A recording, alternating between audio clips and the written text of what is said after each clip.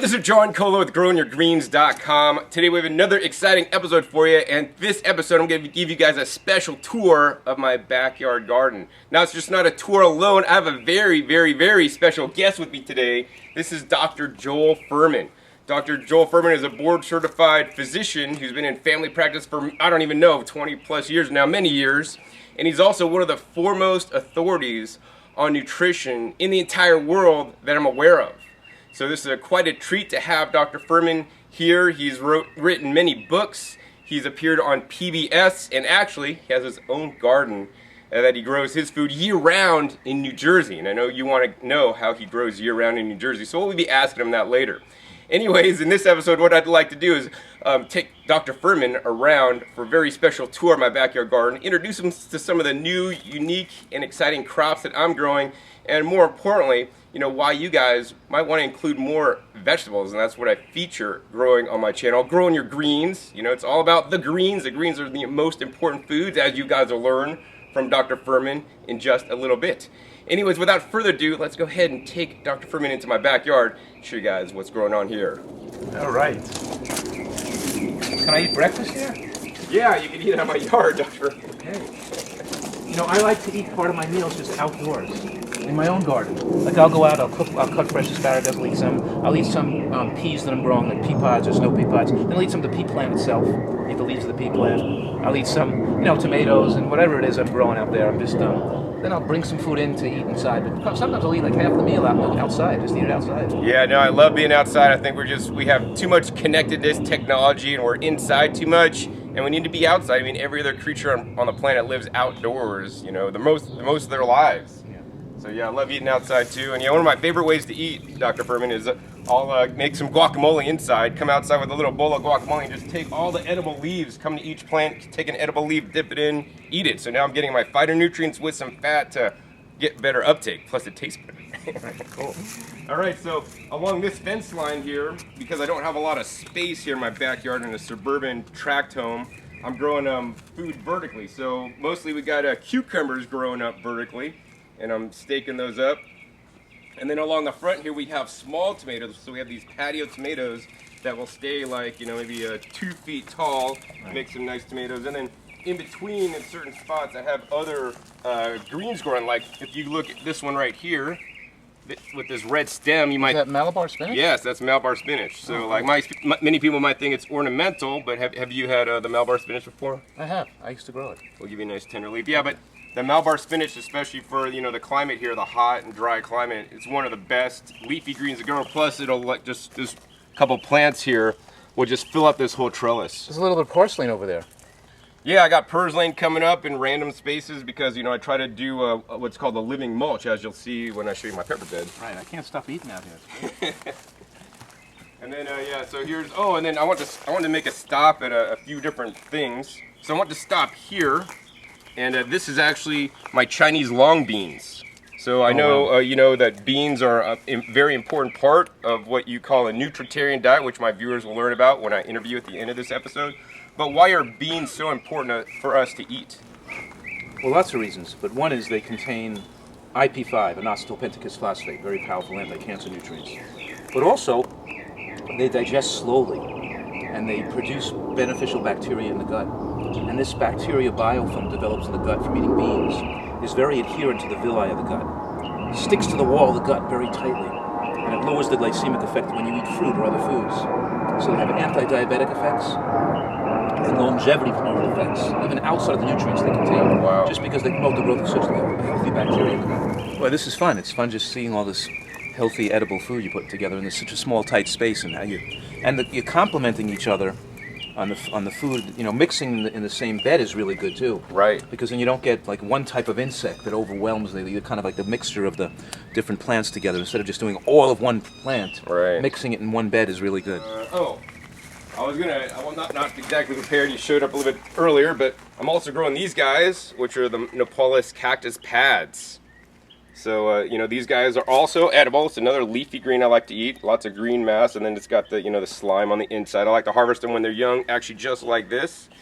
And as a treat, I don't have it with me now, but I was going to have it. I have a cactus fruit coconut milk, which is one of my favorites. So we take the cactus fruits off the cactus, and then I juice that with a whole real coconut with the water and the meat. Here's a nice one right here. Yeah. And here's, look at this baby nice one right pad, there. Look yeah. at that baby Yeah, right nice there. little pad, yeah. Yeah. So those are really good edibles too. And then I wanted to take you back here and show you this. And now this is a more uncommon plant. They're kind of filling in. This one actually overwintered here. This one's actually called the Gynera procumbens, or also known as longevity spinach. Have you had that one before? No. So yeah, this is an uncommon vegetable plant actually from Asia, and it's called longevity spinach in English and Gynera procumbens. And you know, they say this and other plants in that family, they say are good against lowering cholesterol. And I don't necessarily recommend eating plants to lower your cholesterol, because the problem is you have too high cholesterol, not because you're deficient in plants that don't have enough, that are anti-cholesterol. You're eating the wrong foods. So this one cholesterol doesn't need lowering. Right. It's already at the perfect level when you eat a healthy diet. Shouldn't be too high or too low. It should be just what you eat. It's going to be perfect. But yeah, this one is grown by cuttings. So you literally just cut a piece of this off, you stick it in the ground, and then it'll sprout a whole new plant. Really? And so this grows really well here in the heat. So it's one of my favorite summer leafy greens, and I have a lot of different summer leafy greens that I have to eat. Different. Is that a citrus plant? Right, yeah, I love citrus. This is a kumquat. Well, which kind of kumquat? A Maui kumquat? It's a Nagomi kumquat, yeah. Okay, the Nagomi is more sour. I see. You see that one there. Have you ever seen the Maui kumquat, the smaller round ones that are sweeter? Oh, yeah. Because I'm growing this, because kumquats are so important. Yeah, because you're eating the skin mostly, and it's not a lot of flesh, which is the sweetness. That's right, and all the phytochemicals that prevent cancer are in the skin. Yes. And people eat the juice and throw away the skin. They should be eating the skin and throw away the juice. The other way around. But the point is that we should also be growing a kumquat, either a mandarin quat, or a Njeri kumquat, or a Maui kumquat, which is the sweeter one. Because then you pop the whole thing in your mouth. It's incredible. Yeah, eat it and all. You can eat it all, and you make great, incredible dishes with it. People, they underutilize that kumquat. And they don't grow so big. So the trees can be grown anywhere in the country. In a container, yeah. You can grow in a container. Where I live in New Jersey, I grow it and obviously put it in a container, bring it inside in the wintertime, and put it outside in the summertime. And I have a greenhouse too, but of course. Right. But even for people who don't have a greenhouse, put it in the garage in the winter for 12 weeks and bring it out the rest of the year. But the point is, you can grow them, you eat them yourself, they're great. And kids love them. The trees don't get unbelievably big. You can control their growth. It's great. Wow, cool. Yeah, grow some kumquats, guys. All right, Dr. Furman, so I want to really show you this bed. This is my good productive bed of greens for this season, being the summer season, the hot season. In the winter, I grow tons of lettuce and other things, but in the summer season, it's really hot, 100+ degrees, can be challenging to grow certain things. But these greens do really well, particularly the dinosaur kale, which I know you know, but this guy is one that you may not know. This is actually known as the tree collards. Yeah, beautiful. These are perennial tree collards, and of course I got the Swiss chard. But I want Is this a tree collard right here? That's an ornamental cabbage. Is that edible? Yes, absolutely. So everything I grow in my yard is edible. Ornamental cabbages and kales are normally grown for... It looks too pretty to eat. Can I take a little piece of it? Yeah, sure, yeah. Take a smaller inner leaf. They're probably more delicate and tender. But yeah, as you know... I don't want to destroy the beauty of the look. You're fine. No, it's delicious. Right, so the thing is, especially this is some of the brassica family of greens. Why is it so important to eat some of the brassica family of greens, including, broccoli, cauliflower, bok choy, cabbage, kale? Why should somebody eat that pretty much every day? Probably the healthiest food in the world you can eat for longevity, promoting longevity and preventing cancer. This family of vegetables are richest in glucosinolates, which there's an enzyme called myrosinase, which is heat sensitive. If you cook it, you kind of like deactivate it. But the myrosinase, as you're chewing the vegetable, converts the glucosinolate into isothiocyanates, or ITCs. Those ITCs not only prolong your life and prevent cancer, but they're the major, how should you say, driver of the cell machinery that keeps your cells clean and prevents them from aging. The driver in the cell is called the antioxidant response element, or the ARE. So what I'm saying right now is the ITCs that are produced from the eating of raw green vegetables like you're talking about is the major fuel to drive the major mechanism in the cell that prevents cellular aging and the cell's natural protective mechanisms to remove toxins and to fix DNA repair and to fix broken cross-links and anything that's damaged. Your body can fix it if you're fueling with these vegetables on a regular basis. So nature designed the ITCs when you bite the leaf, like when you tear a leaf here. When I tear that up, the enzymes, now a chemical reaction occurred at the tear, because the myrosinase was released, forming ITCs, to drive bacteria or insects away. So now, instead of this becoming moldy, this will stay good even though it's torn, because there's a natural protective chemicals in there to prevent this from from damaging the plant further. Wow. And then we've developed our own immune system, developed from the same beneficial chemicals that plants use to protect themselves. So these are they're not optional. These are required for maximizing human health. And if you don't eat these green vegetables, you can't expect to maximize your health and to have the type of body that we're designed to have. Wow. So we're really dependent on these vegetables to prevention against cancer and infection and pneumonia later in life. And so we have a host of chronic illnesses that people suffer with and even die because they don't eat these foods. You know, it's crazy. And what better way to eat them than to grow them yourself, because you can have higher quality food than what money could buy at the store that's been, probably picked and shipped a couple weeks old by the time you get it. But there's something emotionally satisfying about growing yourself. I'm convinced that there's some beneficial effect to your psychology when you grow yourself too.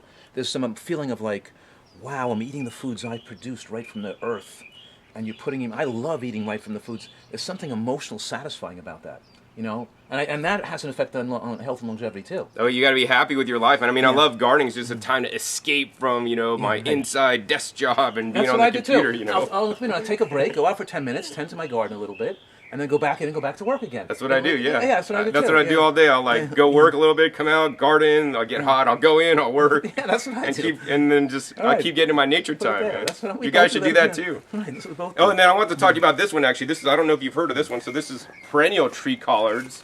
It's related to the standard collard greens, but unlike standard collard greens, that will actually, you could plant one season, it'll actually go to flower and set seed, and then basically the plant's pretty much done. This one is a tree collard, so literally it grows as a tree. My tallest one was like 12 feet tall. Really? Wow. So imagine a tree that's 12 feet tall. It just has edible greens that are anti-cancer, longevity promoting. Right.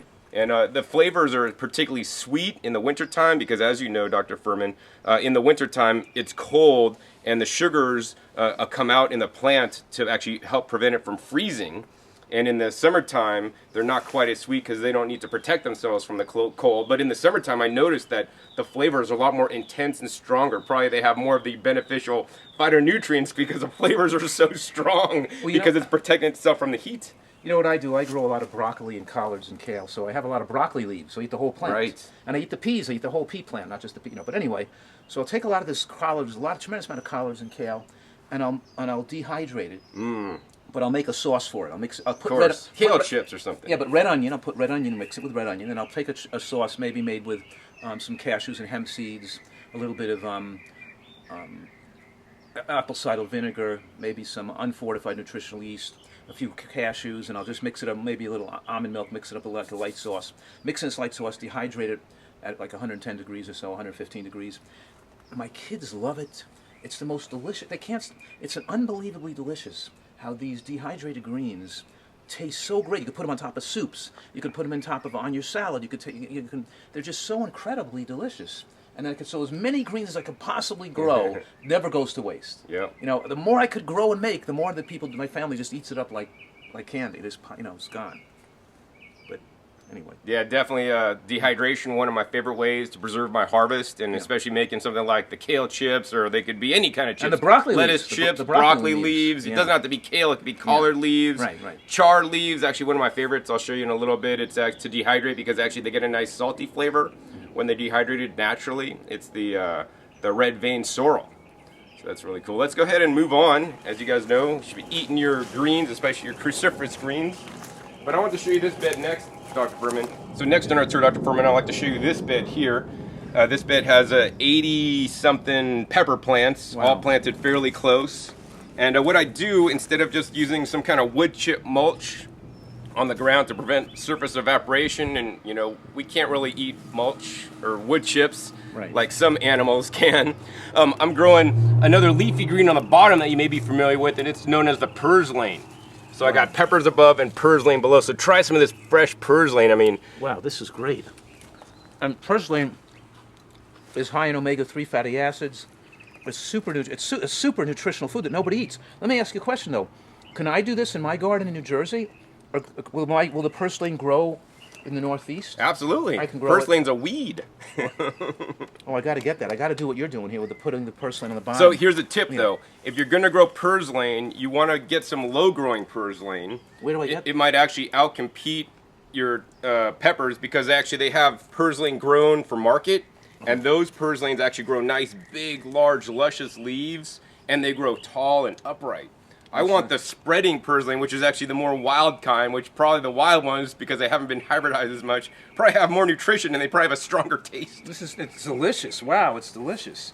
So where can I? So you find me where I can get some of these seeds? Yeah, so actually this is gonna in probably about another couple month or so, maybe a couple weeks actually. I'll be having seeds, so I'll be glad to send you some of my seeds. Some of these very seeds grown in high quality soil. Wow, fantastic. Well, I But- got to do that. Yeah, but yeah, purslane, one of my favorite things. And now, besides just growing peppers, now I'm making multi-use of my bed. I have peppers and one of the most important foods, the leafy greens of the purslane. Right, and you don't have to. You're holding your weeds down, keeping the soil moist, and is the purslane a perennial? You have to keep replanting it every year. Yeah, so this is the cool thing.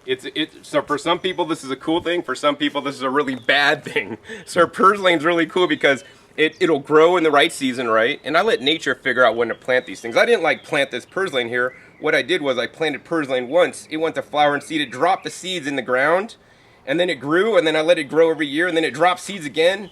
Really? And then so there's seeds all in the bed all year, and then in the right time of year when it knows the temperature's right, which is pretty much after I put my peppers in, it comes up on its own. So now I don't have to do anything except plant my peppers and the purslane comes automatically. That's amazing. But for some people, see purslane on farms are weeds. People don't understand the power and the nutrition quality of the purslane and how it's probably one of the most important foods you should be eating. Right. Isn't there like a nursery story where the person had to like climb over the fence to get that purslane, and then they had to give away their firstborn to the witch because they wanted those greens so much? Remember that story? I have no idea. Whatever it was. Anyway. Cool, let's move on to the other side of my yard. I have some of these that are very this shape pepper, that are long and thin like that are very mild. They turn red. They're really delicious. Yeah, so this is a New Mexico chili pepper. You'd like this one. This is a sweet banana. So Yeah, I have the sweet bananas. That's what I have. one The of my long, skinny favorites. ones They that do quite well here. That turn red, and they're so delicious. And the plants grow like crazy. I've actually taken some of the plants and like thrown them away, and they just grew. I eat the pepper, pop it in my mouth, and throw the top and Throw the seeds down. The seeds down. They just grew all over the place. Oh, wow. So they're really very easy to grow. Oh, and here's another leafy green that's growing that I didn't plant. This guy, do you know this one? What is it? Mallow? I don't know. Yeah, so that's more of a wild green, but it has a nice mild flavor. That's delicious. It reminds me of like eating a lettuce. Oh my goodness, that tastes great. I love all these unique things we can eat here. Because just think about, it's all about variety of phytonutrients in your diet, and by you getting a huge variety of these different plants in your diet is so fantastic.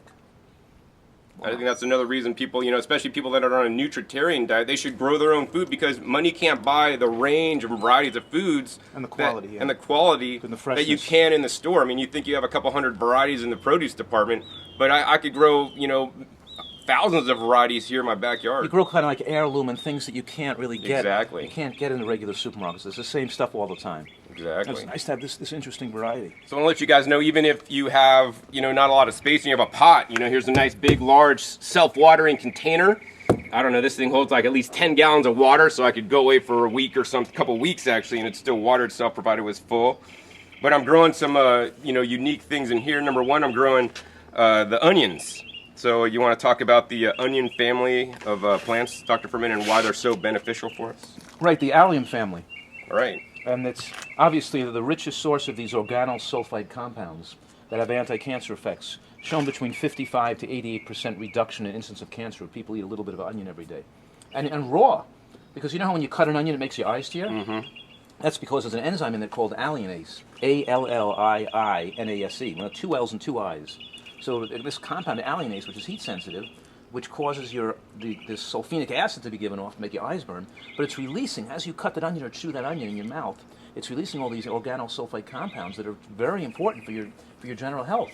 We're kind of animals that are dependent on these green vegetables and onion compounds to maximize our immune function, and this is really how we have these advances in nutritional science that can enable us to win the war on cancer by taking in these compounds that work synergistically with each other. What I'm saying here is that these organosulfide compounds with the ITCs from green vegetables, combined with certain other ingredients, make our body cancer-proof. And this is why we have a cancer epidemic, because people aren't eating these compounds that our immune system are dependent on, that we've been raised on for millennium, for years, thousands, hundreds of thousands of years. We need these compounds, and of course, no better way to do it than actually getting it fresh in your own backyard. Yeah. Oh, then I'm growing, of course, you probably know this one here. It's still pretty young here. We'll give you a sample, some leaves here. Oh, I do. I do know what that is. Moringa. Moringa. I grow this too. You could buy this as a, superfood. It's such a baby one. I got the big ones. It's a baby one now. Moringa. You could buy this as a supplement, for, I don't know, $30, $40 a pound, dried, or you could grow it fresh and eat it. Has that little peppery flavor, nice to put in a salad. Adds a little different flavor, but very strong. Great, fantastic food. But I grow that too. And then this guy right here, do you know this guy? We'll give you a small baby leaf there. I had trouble growing this. I planted like 5 seeds to get one to take. You know what I mean? Yeah. I had to soak the seed, get it just right, the degree of soaking before I could. But now I'm growing them okay. Yeah, the seeds, they don't germinate too well. They don't germinate well, but once you got the plant going, you can't kill it. Right. It doesn't. You don't water it, it still lives. You water it, and especially for where you live in New Jersey, I'd recommend getting a dwarf moringa variety. Yeah. So the regular moringas, they grow really tall, but there's a dwarf variety available at Baker Creek Heirloom Seeds. I got oh, good, excellent, good. And I grow them indoors in my greenhouse. I grow them in pots, by the way. So this guy's getting a little bit more mature than I'd like. But do you know what this one is? This nice, colorful one that looks like an ornamental. Do you eat sorrel? Like just regular sorrel? I've had that. What is this? There's regular French sorrel, and this is called red vein sorrel, and I like it due to the unique colors. We'll see if that tastes too strong. You're a green lover, so you should probably think it's all right, or what do you think? Pretty strong taste, and kind of has that little bite to it. Yeah, it's interesting though. It has like a lemon to it. Right, yeah, exactly. That's exact. And then this guy here, so we could talk about this. So this guy's a unique one. I use the leaves could be used for like a tea, and that's been traditionally used, but this is known as yacone. Have you heard of that one? No. So yacone is normally grown for the tuberous root that is known as earth apple. So it's, a tuberous root that actually you don't need to cook, like potatoes. It's not super starchy. It actually has a nice sweet flavor, so it tastes about as sweet as an unripe or a really mild apple. And so unfortunately, what most people are doing with the yacone these days, if you try to go to the health food store and buy yacone, you'll never find the yacone root. You might find it at a farmer's market. I've seen them in California and Hawaii rarely. But most people, they take the yacone and they process it into this yacone syrup stuff, which is super high in sweetness, and they're taking lots of yacone and concentrating down. Why is something like yacone syrup and other processed foods, Dr. Furman, maybe not the best foods for us to eat? Right, they're ruining the plant, ruining it. Well, yeah, I mean, there's some basic principles of human longevity. The first one is eating a diet high in nutrients per calorie.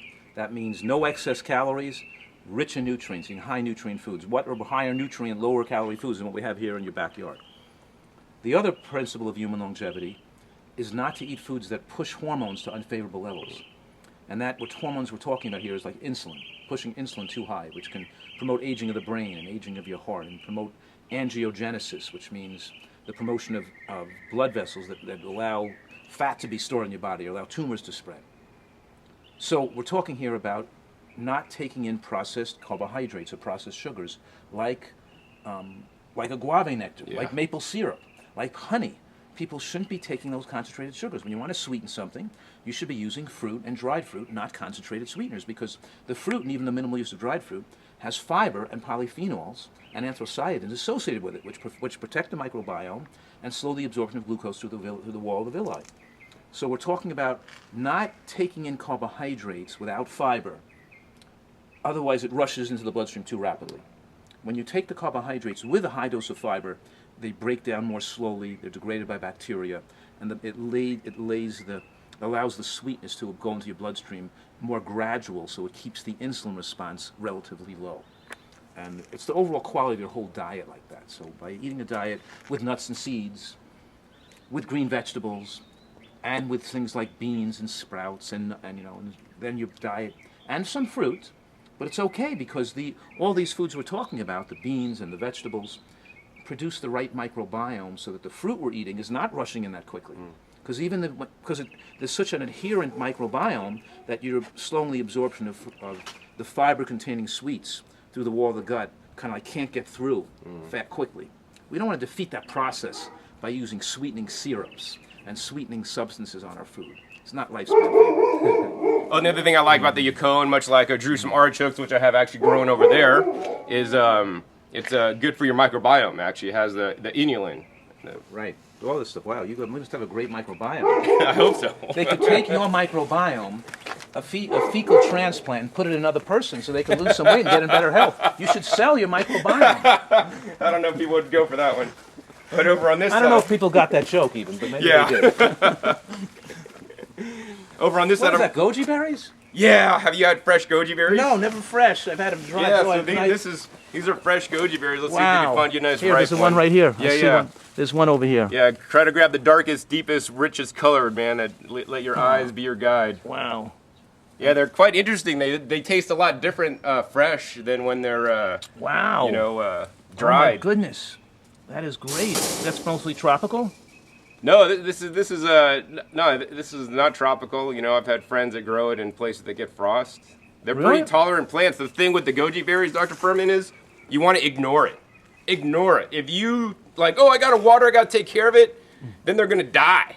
Really? These are like wild plants that are meant for growing up in the Himalayas, or they even grow wild here in the desert. You know, they're known as wolfberries. Wow. And they just grow wild. And actually, you don't want to water them too much. Don't want to treat them too good, or they're not going to grow well. Actually, here's one. We got a nice. It's in flower right now, so that's what the little flower looks look like. at that. Nice little. They taste really good, and they're very mild tasting. Exactly. I love them. One of my favorite things to grow. Yeah. Thanks for letting me eat the food right out of your garden. Oh yeah, look, This man. is like look. this is like your life's This is my personal stash. your personal Here's a whole labor. bunch. Yeah. It's like stealing your children. Well, the goji berries are really easy. I planted a plant once, it was this big, and now look at this. I mean, if I don't trellis it up, it falls over, and I got all these berries Wow. everywhere. I mean, it That's could be so cool. super productive. And then also in the goji berries, tucked in here, this is the Jerusalem artichokes, which is a tuberous root vegetable that I like to grow also. Also good in the inulin. And then I want to point out this here. I have a couple things growing. So down below here, I have the beets growing, and these are actually heirloom sugar beets. Wow. And then so I have the beet greens, but then around it, once again, as the cover crop, or the one that grows in between, I'm growing these guys. So you know what these are, Dr. Furman? No, I don't think Maybe so. try one of these leaves. I have so many of them. And what I particularly like about these leaves are the color on the back of the leaves. Is that mint? Yeah, that's a good, really good. Yeah, that's a good, totally good guess. What But is yeah, it? the back of the leaves I like because they're Wow. dark purple. Wow, this must be incredibly nutritious with those colors. Exactly. What That's is why I this? grow it. So this is known as shiso or perilla. Wow, you're going to be too healthy. But yeah, I grew up with the purple antioxidants in the back. Plus, Unbelievable. It's Wow. so this is related. It's a cross kind of. It's related to basil and mint. They're in the same family. So you said Wow. mint. You're right on. It's related to basil and mint, and it grows really easy, high in phytonutrients, and they've been using this as a healing food for many years. And actually, people don't know that the perilla seed, another thing that's high in omega-3 fatty acids. So if the seed has it, I'm getting the green also has it as well. Wow, so we have to take a plane out here and jump your fence and like steal some food from you from time to time. This is great. Oh, and then I wanted to show you these guys. You thought these were ornamental a little bit earlier. Look how beautiful these are. Wow, it's like gorgeous. It's like a work of art. Yeah, I love these things. So these are actually leek flowers. Most people never get to see the leek flowers because if you go to buy leeks at the store, they cut them off and they're just little things. They don't have no flowers on them. So I mean, I could harvest these when they're young, when they look like the ones at the store, of course, which leeks are in the allium family, and they have all the benefits that Dr. Furman talked about And you earlier. can use them to apply your shaving cream in the morning as a brush. Or you could use them to play a koosh ball, so you could cut this off and it makes a great little ball for kids. Oh, right, okay. Or the other thing I really like to do, Dr. Furman, and what these are going to end up with, is I like to just go ahead and pick some of these little flowers here. And I'll take these flowers and add them to my soups, and now I get the benefits of the allium family plants. Oh, wow. Wow. And they have a nice incredible flavor. They have an onion flavor, so you're getting Wow. those beneficial my phytonutrients. goodness. But they also have a tad sweetness. You tasting the sweetness, Dr. Furman? Yeah, what if you could sprinkle it on your food like a spice, like a gourmet Exactly. flavoring? Wow, this is incredible. And so I have like unlimited of these guys, and sometimes, some years, if I don't use them all fresh, which I like to use them fresh in salads and soups. Now look at that, I can take that home. But Yeah, in any take it case, home. But I gotta grow this and do this. And Yeah. I grow leeks, and I can use the bottom and use the tops. But even so, I mean, even just regular things like regular onions, besides the leeks, will have all these flowers Right. too. Think of all the nutrients in these. All Exactly. The rich nutrients. And you got the pollen in there too, which are good essential amino acids. Wow. I'm a beauty. And then down below in this bed, you know, I'm maximizing my space by growing the mint. You know, you want to talk about the herbs and why it's so important to, you know, eat herbs, especially something like mint that's so high antioxidant. Well, that's right. I mean, all these antioxidants work synergistically, but you know, these antioxidants and phytochemicals, you can actually see the color of our skin, and they permeate all the cells in your body. So they're in your skin, but they're in your brain, right? Remember I talked earlier about the antioxidant response element in the cells? Yeah. Brain doesn't have it. Oh, The brain wow. doesn't have it. The brain requires a continual flow of phytochemicals to prevent aging of the brain, to prevent dementia as you age. And this assortment of phytochemicals that you're eating and you're growing actually yourself is going to make sure that when you live to be 100 years old, your brain beyond your brain is young, and your brain has your full intellectual capacity. So many people destroyed their brain. They destroyed it with alcohol. Sugar destroys the brain, and they don't take in sufficient phytochemicals, especially the variety of phytochemicals that work synergistically, which you're trying to do naturally. But I'm very much, what's the word? I'm impressed Well, thank you. about your taking these theories and putting them into practice, and to the degree that you are, is just so incredible. It's just so cool. I'm excited Well, to thank see it. Yeah.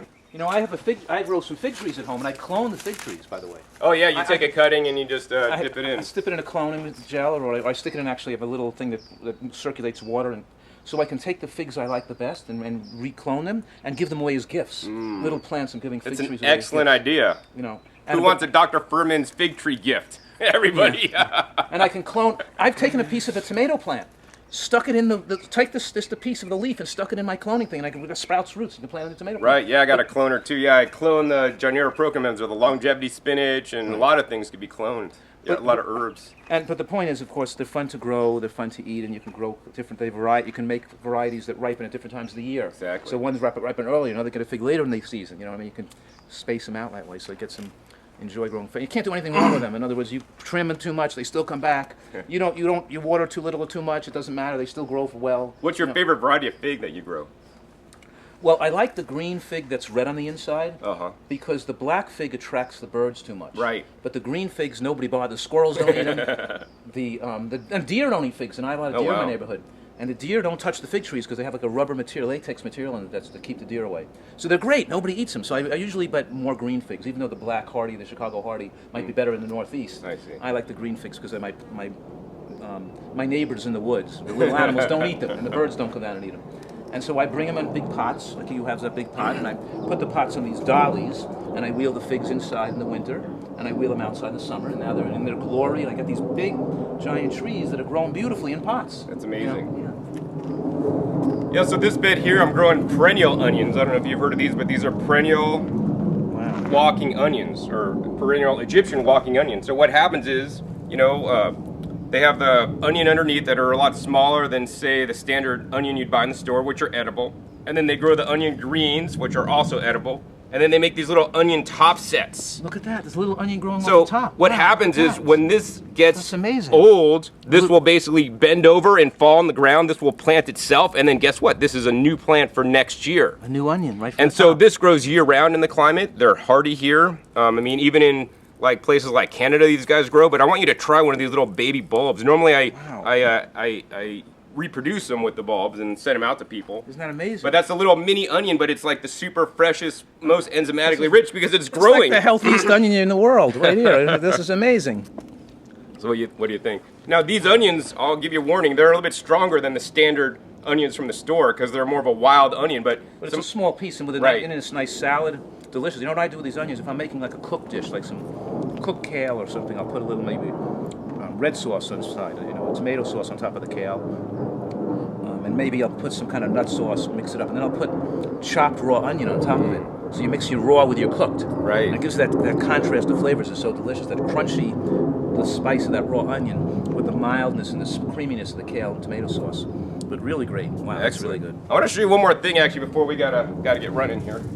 So I want to show you this bed. This is a mixed bed. So I have things like the dandelions growing. Nice time of year for the dandelions. I like to eat, the roots. I'll juice the roots. I'll use the leaves. really nutritious. But more importantly, I want to bring you over here to show you these guys. So anyways, these berries grow from this plant that's actually related to lamb's quarter. So it's in the family of plants that spinach is related to, and these are actually just these little spinach berries. Amazing. I gotta get some of these. Yeah, so the thing about these is that, as you're noticing, Dr. Furman, these are not like overly sweet at all. I mean, they have a really mild sweetness, but they have, the rich antioxidant pigment colors. Right. And then plus, what you're also noticing, you're probably chewing up a lot of seeds. Yes. So this time of year is really cool because you can see as the fruit dries up, you're left with little seed pods that pretty much look like these right here. And these are the seeds that you could plant for next year. So you could take these home, Dr. Furman. And these are the seeds you'll be able to grow this. Fantastic. Actually, this is called strawberry spinach. What's this, okra?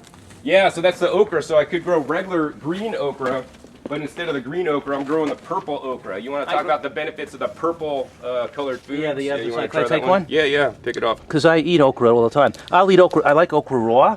And Yeah, when they're young. When they're young, this is a little tough. But Oh, here, try one of these guys. Try a younger one. because of the heat. So mostly I eat this right in the garden. A little bit tough. A little tough, but still going. Yeah, my favorite is to eat them just super fresh. Yeah, you got to keep eating them because if they get too big, Yeah, not they as get good. mature, yeah. Oh, and then this one's really cool. I want to show you this one here. This plant here, have you ever seen that one? I have seen it. Oh, you have? Yeah, but I've seen it in the house, like growing in the house. No, it must be something different. So you could try some of those. These are also, although they look like some kind of like weed or something, these are leafy greens. And they know about these over in Italy. Oh, it's salty. Yeah, exactly. It's known as agretti. And I'm not sprinkling any salt on that, Dr. Furman. Wow. That's just natural from the minerals from my mineralized soil. So if I want some salty flavors in my foods, I'll pick some of this stuff and put it in there to have a nice salty, rich Amazing. flavor. So people can do without using healthy, get a little more flavor. Exactly. Wow. Oh, and the final thing I want to show you actually in this bed is this guy right here. So this is one that I really specialize in. It grows really well in the summer heat here. And this is probably one you're not too familiar with. I'll take a leaf off. This is actually known as the popolo. Has really unusual flavor. Yeah, so the popolo is what the Wow. Mexicans supposedly used in guacamole before they actually had cilantro imported to them and they started growing it. Wow. And so this is more of a wild food. Once again, these wild foods have a lot of different phytonutrients that are discovered and, as you like to say, undiscovered. Yeah. And who knows what kind of health benefits they have. Now, I'm not eating like meals of popolo, but I like to add some popolo to things every once in a while. My guacamoles in the summertime instead of cilantro. And I like to, eat a lot of variety, as you've seen in my garden. Amazing. So yeah, I think what I want to do next with Dr. Furman is actually we're going to go ahead inside and we're going to sit down and we're going to interview him, talk more about gardening, talk more about eating healthy.